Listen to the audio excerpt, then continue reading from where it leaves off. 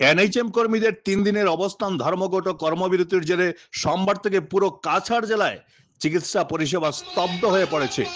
বিভিন্ন দাবি দাওয়া নিয়ে রাজ্য জুড়ে চলা এই আন্দোলনের অংশ হিসেবে কাছাড়ের সমস্ত হাসপাতালের কর্মীরাও যোগ দিয়েছেন আন্দোলনে। এই কর্মবিরতির ফলে জরুরি পরিষেবা সহ অন্যান্য চিকিৎসা থেকে বঞ্চিত হচ্ছেন রোগীরা।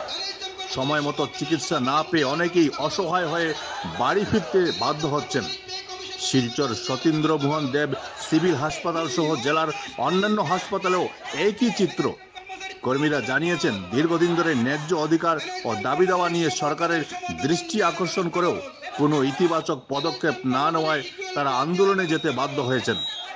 সাধারণ মানুষের দুর্ভোগের জন্য দুঃখ প্রকাশ করেও কর্মীরা চরম হুঁশিয়ারি দিয়েছেন, 3 দিনের পরেও সরকার নড়ে না বসলে আগামীতে আন্দোলন আরও ভয়াবহ রূপ নেবে। শিলচর থেকে ভোলানাথের প্রতিবেদন। আমাদের আজকের অবস্থান ধর্মঘটের দ্বিতীয় দিন হচ্ছে। এই অবস্থান ধর্মঘটের ফলে অতি সাধারণ মানুষ যাদের অতি জরুরিকালীন পরিষেবার প্রয়োজন, সাধারণত যেমন আইসিইউ, নিকিউ, যেমন অ্যাক্সিডেন্টাল কেস, ডেলিভারি, এগুলাতে প্রচণ্ডভাবে ব্যাহত হচ্ছে এবং সাধারণ মানুষ হয়রানির শিকার হচ্ছেন বিভিন্ন হাসপাতালে। এই জন্য প্রথমে ওদের সাধারণ মানুষের কাছে আমরা দুঃখ প্রকাশ করছি এবং তাদের জন্য আমরা ব্যথিত। কারণ আমরা এই আন্দোলনে এইবারই প্রথম আমরা জরুরিকালীন পরিষেবা আমরা ইনক্লুড করে নিয়েছি। আমরা জরুরিকালীন পরিষেবা আমাদের এই স্ট্রাইকের মধ্যে আমরা দিচ্ছি না। আগেকার যতগুলো আন্দোলন চলেছিল আমরা জরুরিকালীন এক্সেপ্ট করেছিলাম এবং বাদবাকি আমরা অন্যান্য পরিষেবা দিয়ে যাচ্ছি, কিন্তু এইবার আমরা ইনক্লুডিং জরুরিকালীন পরিষেবা করায় সাধারণ মানুষ হয়রানির শিকার হচ্ছেন।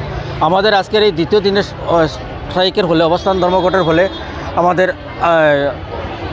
আমাদের মিশন সঞ্চালক বা সরকারের পক্ষ থেকে আমাদেরকে এটা আলোচনার প্রস্তাব দেওয়া হয়েছে, কিন্তু দুঃখের বিষয় আলোচনার প্রস্তাব দিলেও আমাদেরকে সঠিক টাইম এবং কখন কিভাবে করা হবে সেটা বলা হয়নি। এবং বলা হয়েছে আপনারা ধর্মঘট তুলে নিন প্লিজ, এবং আমরা আপনাদের আলোচনায় বসতে চাই, এসব বলা হয়েছে।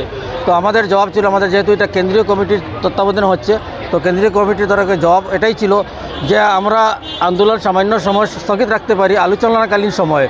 যদি আলোচনা ফলপ্রসূ না হয় তাহলে আমরা আমাদের যে অবস্থান ধর্মঘটে আছে আমাদের সেই অবস্থান ধর্মঘট সেটা চালিয়ে যাব। সেটাই আমাদের আজকের পর্যন্ত স্থিতি রয়েছে।